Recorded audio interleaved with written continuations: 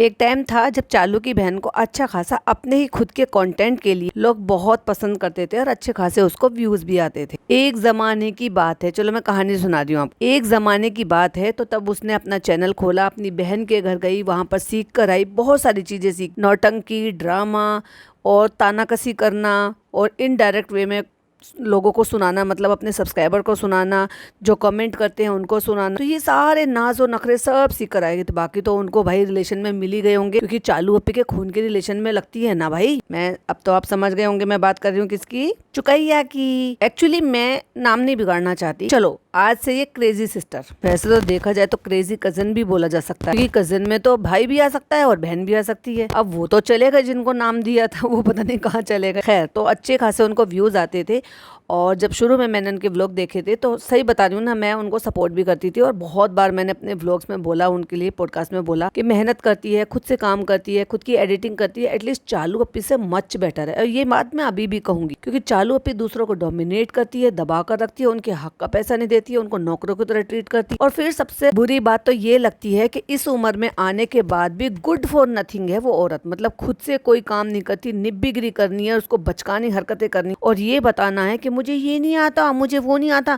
भाई इस उम्र में किसको नहीं आता। और ये जो क्रेजी कजन है ना, फीमेल क्रेजी कजन जो है, ये क्रेजी सिस्टर, ये खुद से चालू के लगभग बराबर ही होंगी दोनों, क्योंकि दोनों को एक दूसरे को अप्पी बाजी तो कहती नहीं, नाम ही लेती है, तो लगभग दोनों बराबर ही एज की होंगी। और इसकी टाइम से शादी हो गई है, तो भाई इसकी देख लो, बच्ची इतनी बड़ी है, अपनी घर गृहस्थी संभाल रही है, ठीक है नौटंकी कर रही है, अपनी मम्मी के घर जाती, जो भी है।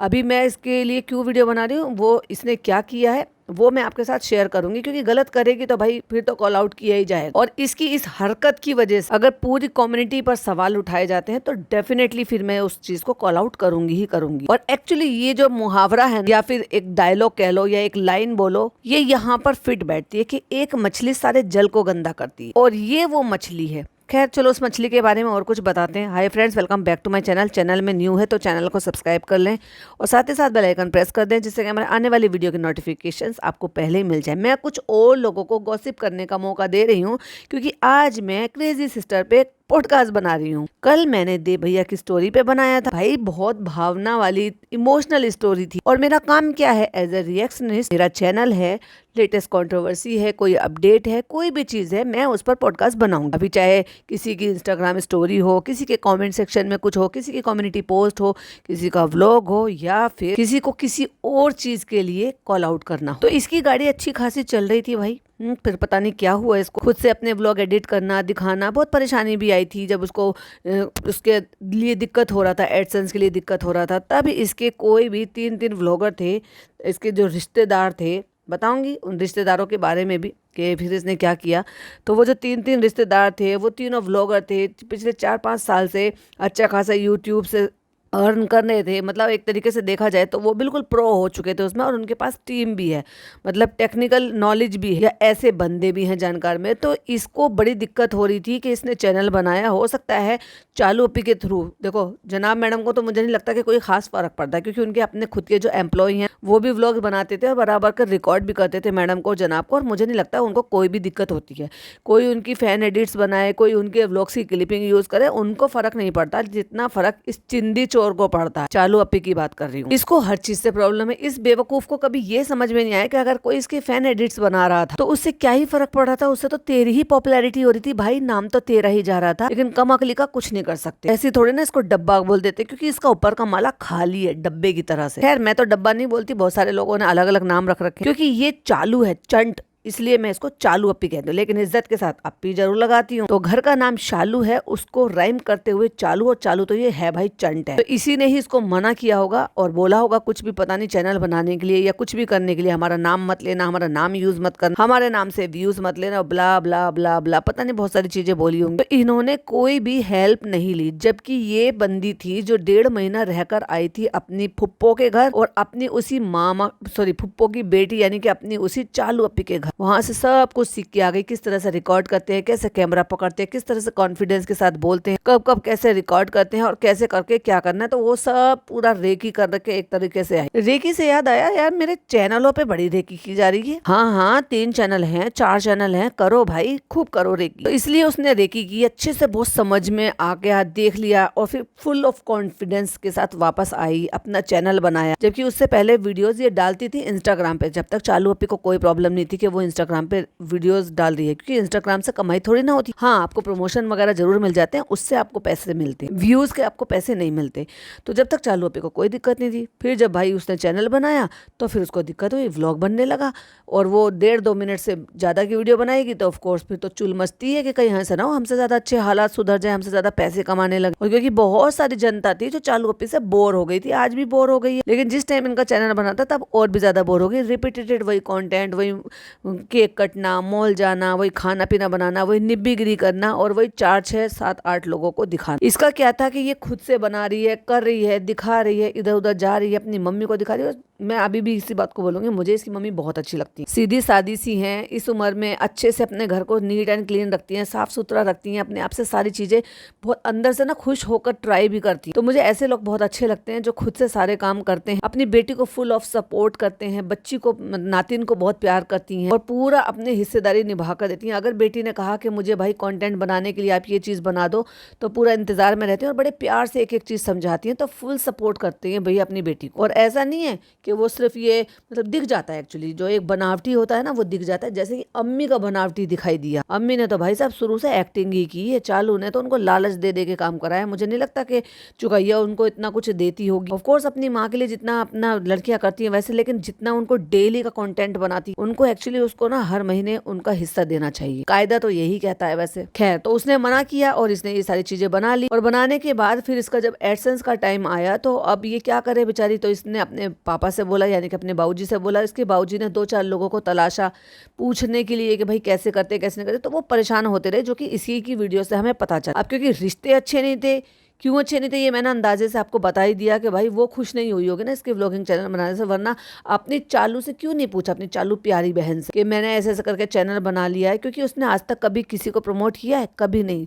अरे कृष्णा उनके साथ दिन रात रहता है, कभी कहती है कि नहीं कृष्णा तुम्हारा व्लॉग चैनल है, तुम भी व्लॉग बना लिया करो, क्या हो गया, कोई दिक्कत थोड़ी ना है। अगर मेरे से तुम कुछ और एक्स्ट्रा अर्न कर सकते हो व्लॉगिंग से अपने चैनल से तो कोई दिक्कत नहीं है। और वो वैसे भी पहले से भी करता था, चालू से मिलने से पहले भी वो व्लॉगर था और अपनी व्लॉगिंग वगैरह करता रहता था, इंस्टाग्राम पे रील वगैरह डालता रहता था। तो उसका चैनल बहुत पुराना है इनके घर आने से पहले से। पर ये कभी इनकरेज करती है किसी को? ना कभी कृष्णा को करेगी, ना कभी किसी और को करेगी। अपने सगे कजन मतलब सगे जो खाला के बच्चे हैं उनको कभी नहीं करेगी। और ऐसे ही मामू के बच्चों से तो भाई साहब इसका वैसे भी 36 का आंकड़ा रहता है। कभी तुमने 6 लोग हैं इनके मामू के, मतलब 6 मामू हैं इनके, 6 मामू के बच्चे भी होंगे। कभी किसी को देखा है कि भाई रुकैया और आमिर जहांगीर और उसका जो भाई है आमिर जहांगीर से छोटा वाला, उसके अलावा फिर आपने देखा होगा कच्चा मामू। कच्चा मामू की 2 बेटियां हैं ऑफ कोर्स, क्योंकि वो इनके घर आई थी तो व्लॉग में आपको दिख गई। एंड देन उसके बाद एक और मामू है बाबू मामू, हमें याद नहीं है उनके और कोई सा बच्चा इन्होंने किसी को दिखाया हो, इंट्रोड्यूस कराया। और फिर आ जाते हैं लहर पर। लहर में 2 भाई बहन है, ये तीन भाई बहन है आई थिंक, जहां तक मुझे ऐसे याद है। उसमें लहर सबसे बड़ी है, फिर उसके बाद रुमाइशा है, फिर शायद उसका छोटा भाई। वो भी हमें जाने अनजाने से वैसे कभी कभी चालू के व्लॉग में दिख गए, नहीं तो रुकैया के व्लॉग में वो दिख जाते। उसके अलावा जो और भी मामू है, क्या किसी के बच्चे नहीं है भाई? फुप्पो के बच्चे, मामा के बच्चे तो इतने आपके फर्स्ट कजन होते हैं कि इनसे आपकी इतनी अच्छी बॉन्डिंग होती है। वो आते जाते भी रहते हैं, मामा के घर जाते हैं, फुप्पी के घर जाते हैं, और इनके रिश्ते ऐसे है ही नहीं। तो ले देकर हमें रुकैया मिली थी, उससे भी भाई साहब उसने अपने ऐसे कर लिया और ये अपना करती रही। फिर जैसे तैसे करके इसका एडसेंस का काम हो गया। लोगों को यही चीज़ बहुत पसंद आई कि ये चालू का नाम नहीं लेती है और अपना खुद का कंटेंट बनाती है, मेहनत करती है। लोग इसको इसके कंटेंट की वजह से पसंद करने लगे और धीरे धीरे करके इसके जो व्यूज़ हैं और जो सब्सक्राइबर हैं वो बढ़ने लगे। ये स्टोरी मैं क्यों बता रही हूँ? क्योंकि जब किसी के दिमाग पे सक्सेस या व्यूज़ का जब भूत सवार होता है ना, तो भाई वो भूत आपसे क्या क्या करा लेता है और किस हद तक आपको ले जाता है। इसका एग्जाम्पल कोई और भी है वैसे तो, चलो टाइम आएगा तो वो एग्जाम्पल भी दूंगी आप। डॉलर के लालच में और व्यूज़ के लालच में लोग कितना गिर जाते हैं। और अच्छे खासे व्यूज़ आने लगे, सब कुछ हुआ, फिर पता नहीं क्या हुआ कि चालू से इसका पैचअप हो गया। भाई चालू आई और फिर बाजा खाला डॉटर खाला के थ्रू जो है इसको संदेश पहुंचाया गया, क्योंकि कबूतर है भाई, जो डॉक्टर खाला है ना, वो चालू अप्पी की कबूतर है, इधर उधर संदेश पहुंचाने के लिए।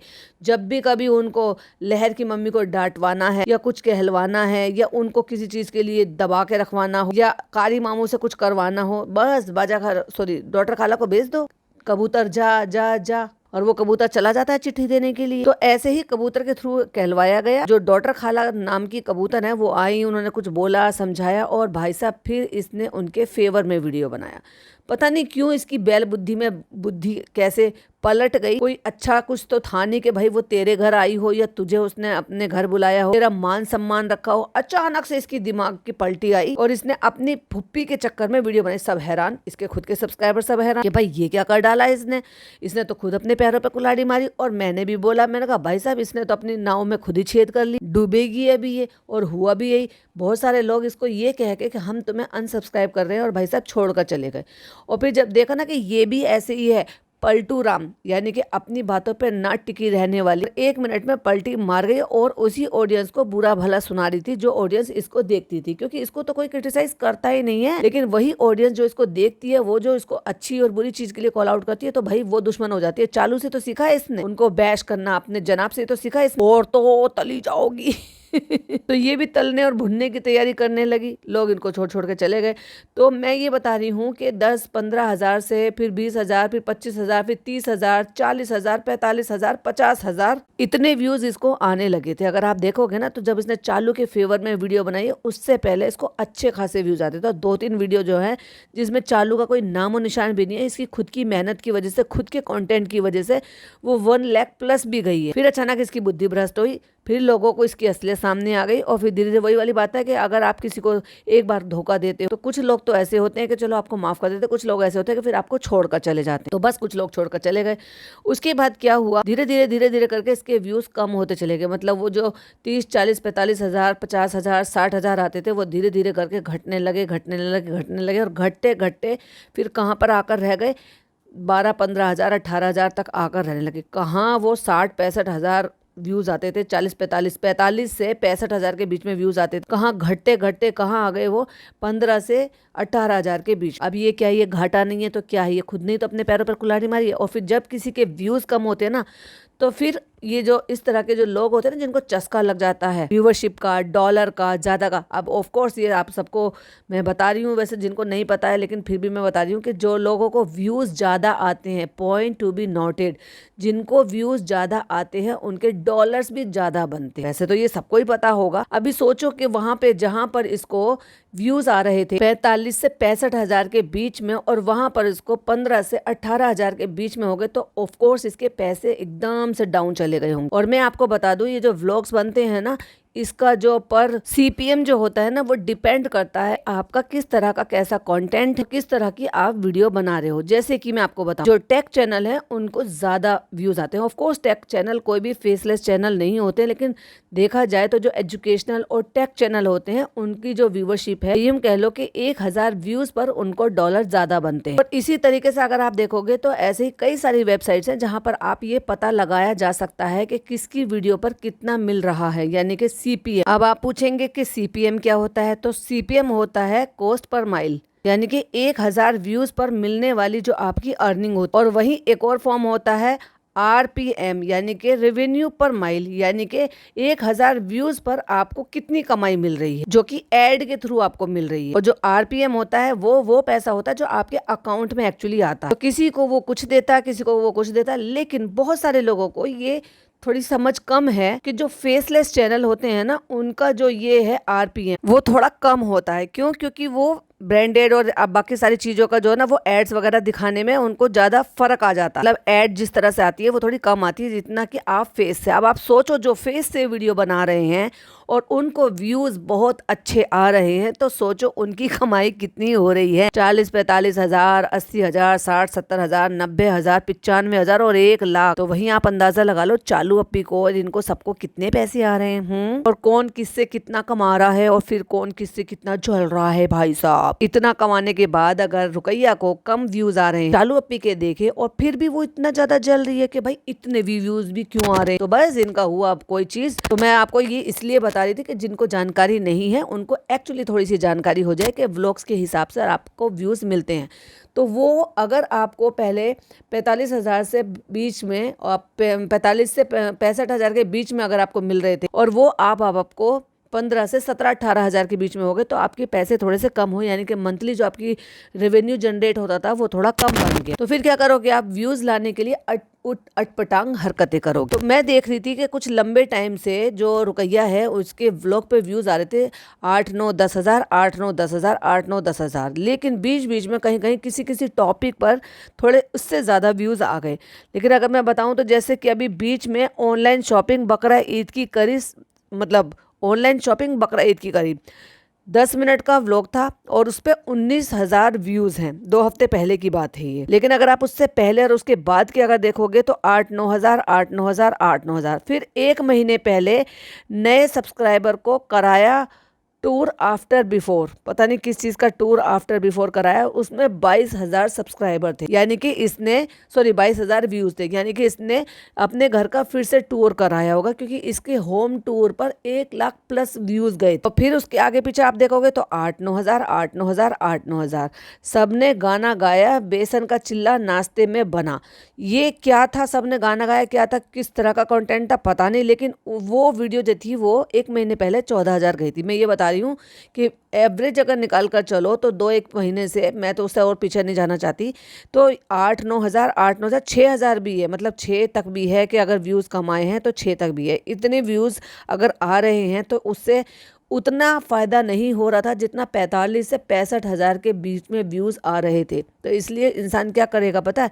ऊट पटांग हरकत करेगा, दूसरों से पंगे लेगा, कंट्रोवर्सी करेगा और दूसरों पे कीचड़ फेंकेगा। किसी के भी अगर व्यूज़ कम होते हैं तो भाई उस पर वो कीचड़ फेंकेगा। अब चलो मैं लेटेस्ट की बात कर लेती हूँ। लेटेस्ट में इसको अब लगातार 1 महीने से इसको इतने ही व्यूज़ आ रहे थे, यानी कि 2 हफ्ते में एक 19,000 आया था ऑनलाइन शॉपिंग वाला, फिर 9,000, 7,000, 9,000, 9,000, 8,000, और उसके बाद 4 दिन पहले वाले में 22,000 आए थे। क्यों आए थे? क्योंकि उसका टाइटल था बकरा ईद में कुछ खास नहीं हुआ इमोशनल। अपनी बेटी का रोते हुए फोटो लगाया है बड़ा सा, और खुद का रोते हुए फोटो लगाया, जिस पे मैंने पूरा रिव्यू भी किया था। लोगों को लगा कि शायद इनके फूफा जी बीमार हैं इसलिए ये रो रहे हैं, और इन्होंने बकरा ईद नहीं मनाई क्योंकि उन्होंने इमोशनल बहुत रोने वाली इमोजी भी लगाई थी, और सबको पता है कि इनके आसपास इनके रिश्तेदारी के बीच में चल क्या रहा है। तो भाई वो इस तरह के व्यूज थे, यानी कि क्लिक बैट खेल गई चालू पिक क्रेजी सिस्टर। और उसके बाद फिर एंगेजमेंट व्लॉग, ना किसी को अच्छा बोले ना किसी को बुरा बोले। अब टाइटल ऐसा है तो आप समझ जाओ कंट्रोवर्शियल टाइटल है, तो फिर तो 12,000 व्यूज़ आने ही थे। तो भाई साहब फिर आ गए 12,000 व्यूज़, यानी कि पहले 4 दिन पहले एक डाला था और फिर 2 दिन पहले एक डाला था एंगेजमेंट, और ना किसी को अच्छा बोले ना किसी को बुरा बोले। उसमें भी मैंने आपको बताया था कि ये सुना रही थी इनडायरेक्ट वे में, उसका रिव्यू भी आप सुन ही चुके हो। अब आ जाते हैं आज वाले व्लॉग पर, जो कि इसने 8-9 घंटे पहले डाला था, तो जिसमें 5,000 व्यूज़ हैं अभी तो फिलहाल के लिए। और टाइटल क्या है?